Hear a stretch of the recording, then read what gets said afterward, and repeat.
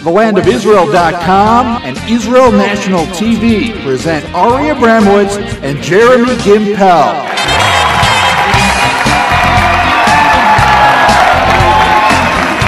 Live from the heart of Israel, it's Tuesday Night Live in Jerusalem.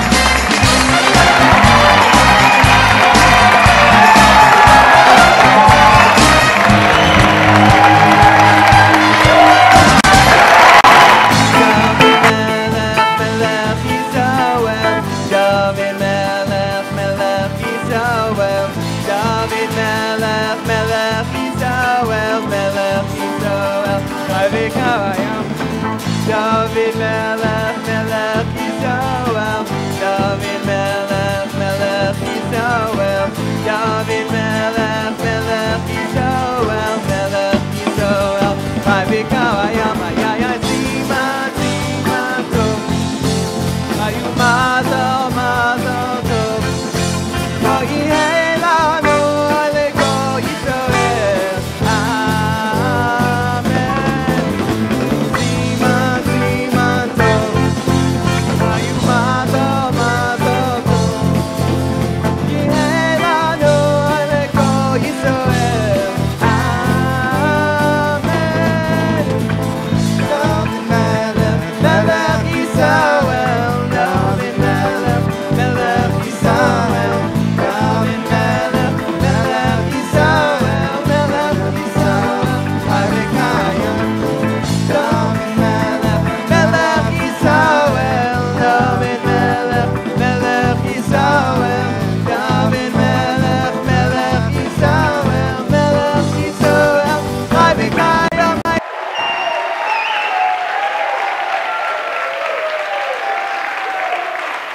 You ever see someone at a get-together at a party, and before you even speak to them, you just know you love them? Well, that's how I felt the first time I stepped foot on the land of Israel. I knew I was going to love this land.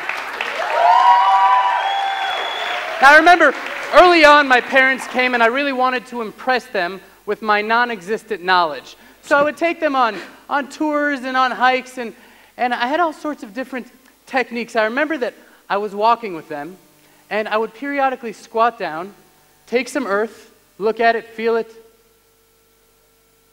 taste it. We're going north. And they would say, "Oh, a man of the land." I mean, they were so impressed. They knew exactly what I was about. But I had another technique that was taught to me by Mordechai Zeller, who was one of the best tour guides in all of Jerusalem. I was walking with my parents in a field, and I had in my pocket a bag of Raisinets. You know the chocolate-covered raisins? And we were in a field, and I sort of scattered them when they weren't looking. And then I said, "Stop." And of course, I would squat down, take a Raisinette, and say, "Just a few hours ago, there's an ibex here." And then I would taste it. "Oh, and it's 3 months pregnant." That really impressed them. Now, I'm not really saying you should do this and take people on tours, but since those times, I've really merited to learn to live the land of Israel, and my love for this land has grown by leaps and bounds.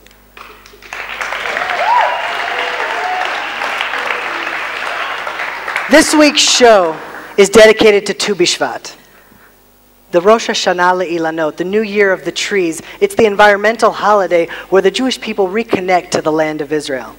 See, Judaism is unique, different than all other religions. As Chazal, our sages, teach us, we're a land-centered faith. Where Catholics, they'll make a pilgrimage to Rome, and Muslims to Mecca. Jerusalem, written over 700 times in the Bible. Israel, we're commanded to live in the land of Israel. It says, I think we'll discover something pretty interesting.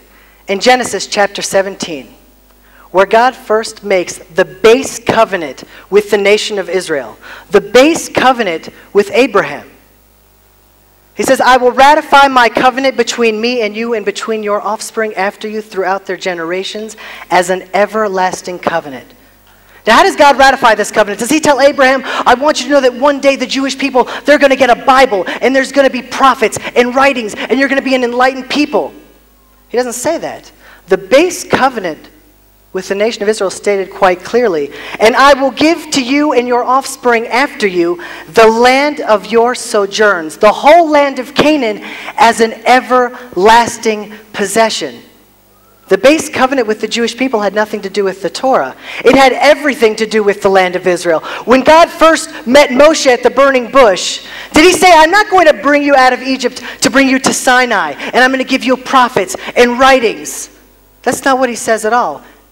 In fact, in Exodus chapter 3, he says, I shall descend to rescue them from the hand of Egypt, to bring them up from that land, to a good and spacious land, to a land flowing with milk and honey. The first commandment given to the first Jew was Lech lecha me'artzecha, go forth from your land to the land that I will show you. It started with the land of Israel and it ended with the land of Israel. It was always about the land of Israel. And that's why Tu B'Shvat is so important, because it's time that the Jewish people reconnect to the land of Israel. Isaiah, Yeshayahu, he teaches of this connection. Isaiah says that when the Jewish people return to the land, it will blossom. The deserts will blossom like a chavatzelet, like a rose. He must have been a prophet. Mark Twain in 1867, when he came on an expedition to this land, he described it as barren and desolate and empty. No one would have thought that before the eyes of the entire world, when the Jewish people returned, the land would flourish, and it did. No one would have thought that after the 6-Day War, there would be brave Jewish pioneers who would go to the empty, barren deserts of Gaza. It was called the cursed land of El Gerara because it was so infertile. And within just a few years, 65% of Israel's organic exports were produced in Gaza. No one would have thought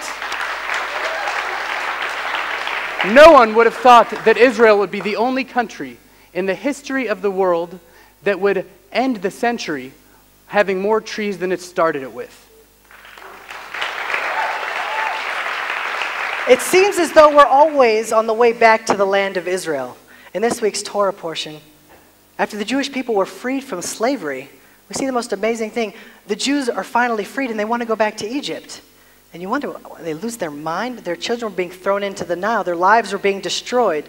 And for some reason, they wanted to go back to the exile. They wanted to go back to slavery. And the Torah, as our spiritual blueprint, is teaching us that people will almost always choose a familiar slavery than an unknown freedom. Israel today is that unknown freedom. I remember on my last speaking tour, I was in New York, and I was walking around a mall, and I saw about 15 Jewish kids swarming the mall, all with baseball hats. They looked like a baseball team running through the mall. It was so obvious that they were Jewish, and I came up to them, and I said, hey, why don't you guys wear a kippah?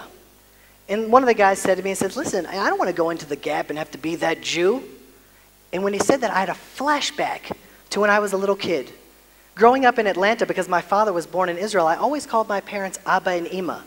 But when my mom took me to the store, I always called her Mom. Because I didn't want people to look at me and say, like, who's that guy? What's he speaking? Is that some foreign language? I just wanted to fit in. I just wanted to be normal. I was just a kid. I didn't have the character of an adult. I just wanted to be like everyone else. But looking back now, I realized that I was being brought up in slavery. I was being brought up in a place that I couldn't be free to be who I was. I couldn't be proud about who I was. I was growing up embarrassed and ashamed. That's not a healthy way to live. Israel today is the only place where the Jewish people can be proud. We can be proud to speak Hebrew. We can be kippah wearing, tzitzit wearing, proud Jews surrounded by our brothers and sisters. And that can only happen in the Jewish state.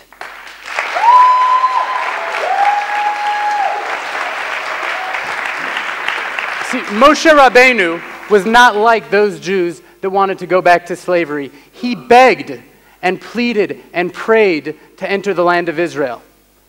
The rabbis in the Gemara, in the Talmud, they ask a very curious question. They said, did he want to enter the land of Israel in order to eat the fruit? In order to eat the fruit? That's a weird question to ask. Well, the Bach, a famous commentator, he says that the land of Israel has been holy since the beginning of time. And because we don't eat the soil of the land of Israel, The sparks of holiness are in the fruit. And when we eat the fruit, that becomes part of us. Scientists, they agree that every 7 years, our bodies are completely renewed.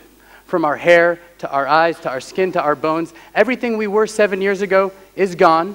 And now we consist of what we have eaten since. When the Jewish people eat the fruits and the grains and the produce of the land of Israel, our physical bodies become the land of Israel. And we can perceive God in the world in a way that the Jewish people have not been able to for millennia. A couple of Shabbases ago, I hosted a birthright in a hotel here in Jerusalem. Birthright. And before we lit Shabbat candles, we all sat in a circle and everyone shared what was the most meaningful part of their trip. And there were Jews from all different backgrounds. There were Jews from religious homes, not religious homes. There were some people there that were barely Jewish. I mean, just Jewish by name. And so many of them said that the most powerful experience for them was seeing the Kotel, touching the Western Wall. That it was an experience that they'd never forget. And I said that right before we lit Shabbat candles, I said that in Tehillah in my house, when we light our Shabbat candles, we use Tehillah's great-grandmother's candlesticks. And there's these two beautiful candlesticks made of silver, and they come up, and there's a Jewish star in the middle with one word on it. It says Zion, Zion. My Elta Bubi was from the old country. She was born in the shtetl. I mean, that was before the Holocaust, before anything. I remember when I brought my 3-year-old to first see her, I was thinking, I never met any of my grandparents, and my little boy has a grandfather that has a grandmother. I mean, she was from the old country. Now, what happened when she lit those Shabbat candles, she had one word in front of her, Zion. And in the mystical writings of Judaism, I told them that when you touch the Kotel wall, encrypted on your hand is your entire family lineage. You're not just touching the wall. Your father's touching the wall. Your grandfather's touching the wall. Your great-grandfather's touching the wall throughout their generations. And when you touch the Kotel, you're reconnecting to the entire heritage of the Jewish people. My Elta Bubi lit those Shabbat candles every night in the middle of Poland in the shtetl with Zion before her. And all of us today living in the land of Israel are living, breathing prayers that have finally been.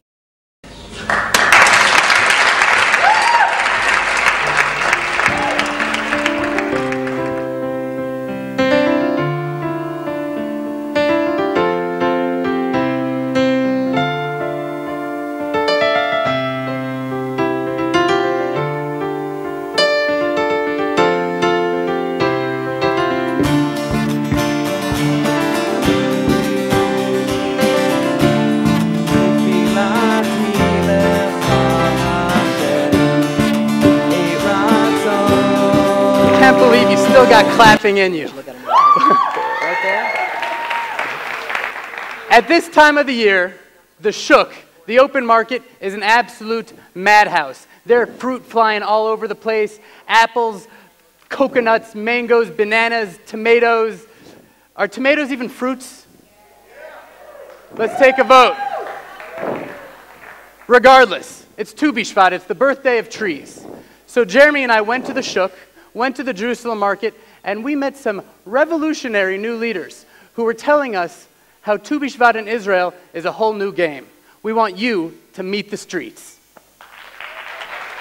And now, Meet the Street with Ari and Jeremy.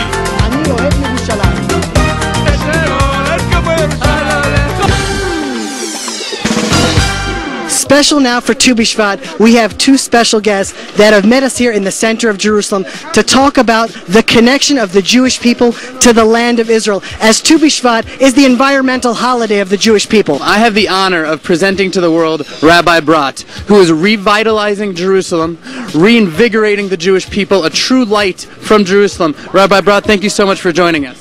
Thank you. Now that it's Tu B'Shvat, the holiday of the earth and the birthday of trees, what should the Jewish people all around the world, now that we're back in the land of Israel, understand about Tu B'Shvat? Now that we're back in the land of Israel, we have to understand that our relationship to the land is not only physical, it's also spiritual. And that when we celebrate holidays, it's more than just marking and commemorating events that took place in the past. but in fact these are things that reoccur every year. So as we're going to celebrate Tu B'Shvat, this literally is the new year of the trees, and that our spiritual connection to the land is a great factor in determining our relationship and our presence in the land. So we're here today with a very special person. What's your name? Bat El Michelle. What does Bat El mean? Daughter of God. Daughter of God. So what is the connection of the Jewish people to the land of Israel, and how have you dedicated your life to that purpose? Great question. I work for the Society of Protection of Nature in Israel, and specifically for a program called Derech HaTeva. And what does Derech HaTeva mean? Derech HaTeva means the way of nature. So we run all kinds of Jewish outdoor educational programs. So the most awesome program we have is called the Israel Trail Teen Adventure. And it's a month-long program for Israeli teens together with teens from North America. They come here and they're really connecting with the land. They're learning to get to know the land with their feet. And they're hiking throughout the north and the south of Israel, and they're learning about the flora and the fauna and the connections and the history and the current events of the land, and they're doing it together, and they're learning about ecology and the connections between Judaism and nature. What do you love most about Jerusalem? The view, the sight, the history, the people, the smells, the culture, everything, the stones. It's our city. When I come to Jerusalem, I feel like my not hair coming up, you know. That's it. For thousands of years, the Jewish people have studied the Torah in a yeshiva, in a room. All of a sudden, you're taking the Jews out to nature. Who do you think you are? What is that about? Well, I'm pretty sure that Abraham wasn't really the classroom kind of guy. He was definitely traveling. He was definitely out and about, going city to city, and so we're kind of doing that. We're going on this trail like our forefathers did, and we're connecting to the land. We're walking the same places that he walked. When you go when you come to Jerusalem, it's like a part of God is staying in you. Listen, I don't know who's going to understand this, but for those of you that do, where are you from? Iraq. What is your favorite thing about Jerusalem? يروشلايم هذه البلد تبعنا بس تبع اليهود إبراهيم الخليلي أعطانا إلنا القدس وبس نحن بنسكن في القدس. Back in the time of the Garden of Eden, the Midrash tells us that trees, the bark of the tree and the fruit of the tree tasted the same. We also have to produce good fruits, and the fruits that we produce should be true to their origin. So we're trying to be true to our origins as well, and so that our children, our students will carry on. And this is what everybody's talking about, Jewish continuity, real fruitful Jewish continuity. And like with everything else, you know, a good fruit also has a good fragrance. So when you're doing a good deed and when you're doing a mitzvah, there should be a good fragrance as well. Do you think there's any way for a Jew to really understand the Tanakh, to understand Judaism, without really becoming acquainted with the land of Israel? I think it would be a serious absence if they were, but you have to walk it, you have to feel it, you have to touch it, taste it, smell it. אני אוהב את ירושלים. פה אתם רואים כאן מרכז העולם, זה פה שוק מחנה יהודה.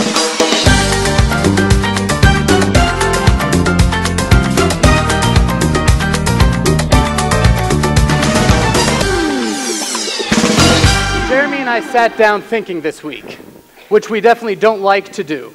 And we were picking our brains, and we were trying to think who was going to be the next guest on Tuesday Night Live in Jerusalem.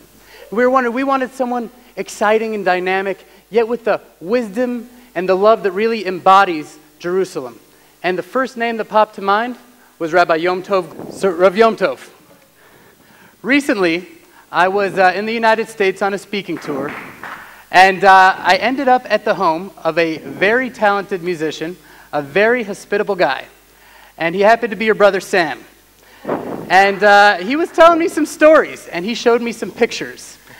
And I'm just wondering how you went from being a California surfer boy to the great Rav before us today.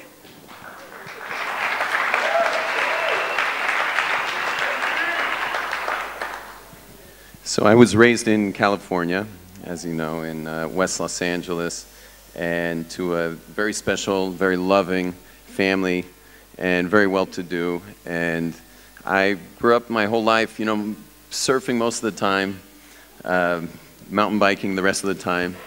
And I was basically an athlete and a party thrower, and had a lot of amazing festivities in my place, my parents' place growing up. But the one thing my parents gave us was the freedom to discover on our own. It was not a home that was very observant, though at the same time we had a Shabbos table, and there was Shabbos mandatory every Shabbos night, as our driveway would slowly fill with my friends' cars. And the experience was of total freedom, though. Our parents really gave us the opportunity to discover it on our own. So though we were pretty wild and crazy brothers, 4 of us all together, the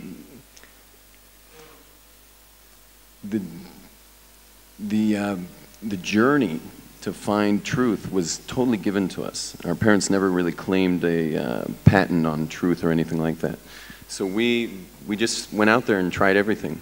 We got in a lot of trouble. We were the kids that your parents wouldn't let us play with. And we had a really good time. But the one thing that's amazing is that, my father's Shabbos table, he would always have, he was a businessman, he always had people at his table who were not Jews, or they were secular people like ourselves, but he would always share with them Shabbos. And his eyes would light up when he shared about Shabbos. Whatever he knew about Shabbos, he would go, just wild to share it. And that stuck with us when we were very little. The idea that knowing it was to share it. If you know it, you got to share it. If you love it, you got to share it. Well, Rabbi, that's not really the journey. The basic journey is that an amazing thing happened. My father had a turn in events in his business, and I used to travel around the world surfing. And for the first time in my life, I didn't have money because of the turn of events in the business to go on a world tour. I was just graduating University of California in Santa Barbara, UCSB, UCAN study buzzed, and I was just graduating that university when I was going to go on a world surf tour, but I didn't have the money to go anywhere. And there was someone who said, you know what, this guy, it was during the Gulf War in 1991, and I was, believe it or not, I was so far away from Judaism that I was protesting the U.S. Army's involvement in the Gulf War. I mean, I was way out there. I was, like a hippie leader on campus. And, I was going to go on this tour of the world, and someone said, you know what, this guy is lost to the Jewish people. This guy is lost to the Jewish people. And he said, he called Jerusalem. He actually called Aish Torah and asked if I could be on the next Jerusalem fellowships, and if they would accept me as a scholarship on that program. And the answer was yes. And that person, by the way, was my brother Sam Glaser, who called them and asked them to accept me on that trip. So I packed my surfboards, I gave them to my parents. I said, send them to Europe in 6 weeks. I'm going to Israel. They were pretty shocked. I got to Israel about 9 days later, after staying up all night discussing just the most incredible philosophic discussions in my life, and getting the answers to questions I'd had since I'm a little kid, totally unanswered in West Los Angeles. I met the wisdom of Jerusalem. On that 9th day, I called my parents. I said, don't send the boards. They said, why not? I said, this is it. They said, this is what? I said, this is the end of the line. I'm here. I'm never going to leave this place for the rest of my life. I'll tell you, I saw a movie with Rabbi Yom Tov on it, and he's trucking down the mountain on this mountain bike, jumping over things and skidding, and then all of a sudden his pants shoot out of his helmet. And the question that I have is, for most world religions, to be a Buddhist, you have to shave your head, live out in the Tibetan hills, disconnect from reality. If you want to be a Catholic priest, you have to stay away from women, you can't get married. How can you explain your involvement in the finite, in the physical, in nature, and then somehow be a spiritual leader? So that's an amazing question, and you're really touching on the secret of the Jewish people altogether. Throughout history, Abraham himself, a lot of people feel he was like the first monotheist, first believer of God. But we know that Adam was a monotheist. All the way down the line, Noah didn't believe in God. All the generations preceding Abraham, they were either believing God or rebelling against God, but God was in the picture, the Tower of Babel. God was in the picture. What Abraham taught the world was that we got to bring God not to the top mountaintops, meaning we aren't going up to God, we're going to bring God down here into the physical world.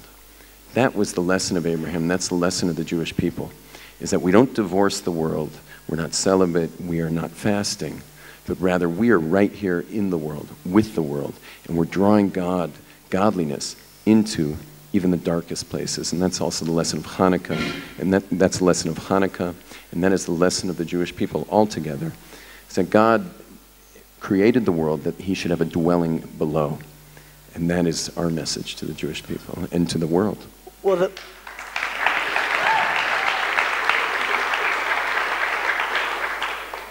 Tu B'Shvat is in the air. Nature, surfing, mountain biking. What are your thoughts on Tu B'Shvat? What do you have to teach us? We're here to learn. So Tu B'Shvat is the opportunity to celebrate the land of Israel and to celebrate the growth and the tremendous bounty of this land. You know, the Torah, there's a prophecy in the Torah that says that when the Jewish people are thrown out of the land, then the land will lie barren. And in fact, Mark Twain, who visited this country, saw the greatest desolation. He said this place was an absolute wasteland. And that wasn't too long ago. We are living in a generation that is seeing a tremendous bounty of this land. The fruits are absolutely incredible. We are the only country in the world that has more forests every year. We are a nation that is blossoming, not just as a people, but we see that the land is testifying to this yishuv, to this settlement, to our dwelling in this land. We see that the land itself, with the produce, if you go into the markets, it's just unbelievable bounty. That the land itself is testifying to our settlement in the land today. Tu B'Shvat is the celebration of that bounty. Tu B'Shvat is the celebration of going from the stark winter and experiencing this turning of the winter and heading towards the spring, heading towards the lushness of the flowering and the fruits of the land of Israel. But most importantly, to realize is that Judaism is always teaching us that this world is a vessel. And so too the land of Israel is a vessel. And so too Tu B'Shvat, the New Year's of the trees, they are a vessel. Nature is a vessel.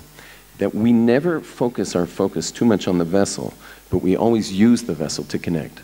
So I remember once when I was surfing in California, there was this hippie surfer from Topanga Canyon, comes paddling by me, and he says to me, "Rabbi, this is God." And I didn't say anything, and I'm not there to cause a fight in the water or anything, but I was thinking to myself, no, this is nature. This is nature. God is God. And so our celebration of this land is it's not like a normal patriotism, like a Russian would fight for Mother Russia, or an Englishman would fight for England. But our patriotism is of a very different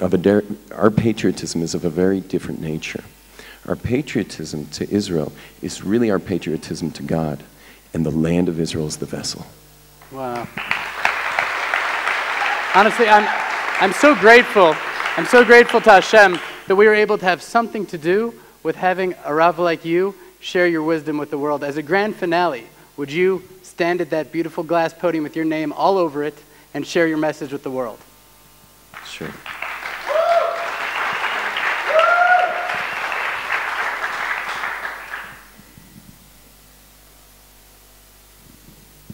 You know, the Jewish people have been on an amazing journey.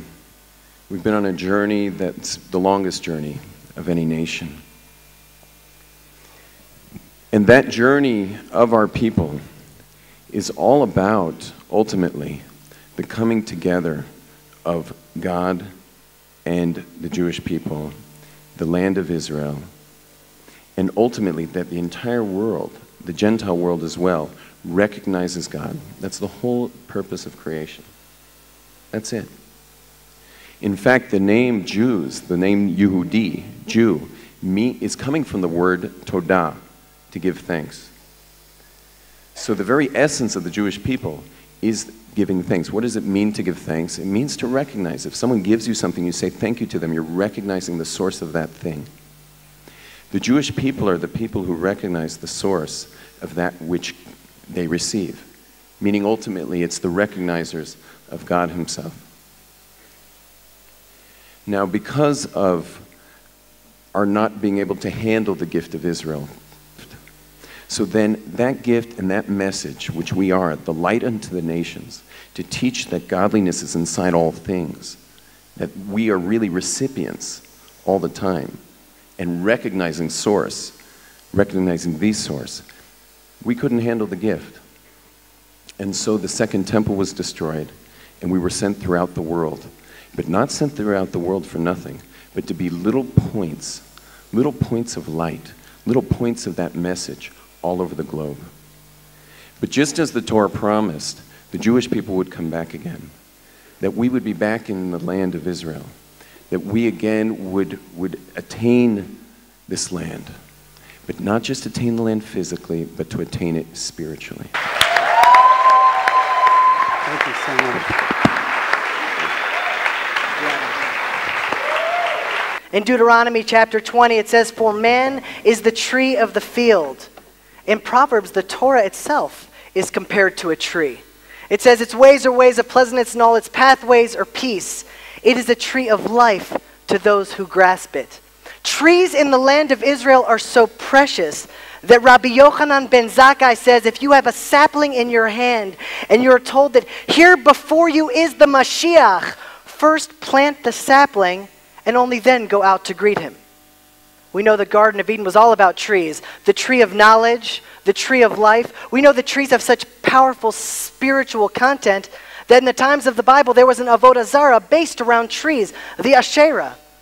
In Jeremiah chapter 10, it says, "Do not learn the way of the nations, for their practices of the nations are foolish. For one takes wood that he cuts down from the forest and embellishes it with silver and gold." Now, everyone in the room tonight are biblical people, and everyone watching at home are biblical as well. And you need to consider the idea of taking a tree into your home and embellishing it with silver and gold is in direct contradiction to the words of Jeremiah the prophet. But that's not what I want to talk about tonight. I want to talk about why trees are a reference to our final redemption. In Jeremiah chapter 23, it says, "Behold, days are coming, the word of Hashem, when I will establish a righteous sprout from David. A king will reign and prosper, and he will administer justice and righteousness in the land." A righteous sprout. A tzemach David. We pray for that 3 times a day. Why are we praying for a tree of David? Matzmiach Karen Yeshua. Let our salvation grow like a tree. What does a tree have to do with our final redemption? When you look at our final redemption and you look at a tree, you'll see an amazing pattern. When you plant a seed in the ground, if you look under a microscope, the seed disappears entirely. And when all looks like it's lost, it sprouts forth. So too will be our final redemption. When all looks lost, when the exile has no end, 6 million Jews will perish. And when the Jewish people think that there's nothing left, the state of Israel will be born. Today, we're in the same problem. Seems like we have no partners for peace. The Hamas, the PLO, Ahmadinejad. What are we going to do? It seems as though possibly all is lost.